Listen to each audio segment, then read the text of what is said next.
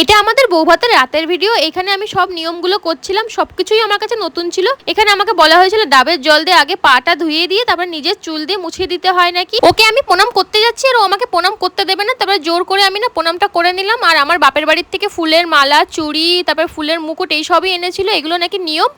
দুজনকে তারপরে আবার মালা পরিয়ে দিলাম। আর এই মালা খুলতে গিয়ে যে আমার কি প্রবলেম হচ্ছিল, চুলগুলো মালার সাথে জড়িয়ে গিয়ে সে যে কি অবস্থা, ছাড়াতেই পারি না। তারপরে কোনো রকম ছাড়িয়ে দুজনকে আবার মালা পরিয়ে দিলাম। আর এইদিকে বলছিল মিষ্টি খেতে, বললাম আর মিষ্টি খেতে পারবো না। তারপরে আমাদের প্রিয় কোল্ড ড্রিঙ্কস দিয়ে দিল, ওটাই খেলাম। আর এইদিকে দেখো আমার শাশুড়িদের মজার শেষ নেই, এত মজা ওরা করছিল, নাচ গান সব। তারপরেই সেই মেইন সময় গিফট দেওয়ার পালা। আর আমার সোনাকে দেখো, তাকে দেখছে এরা কি করছে, কি খাচ্ছে।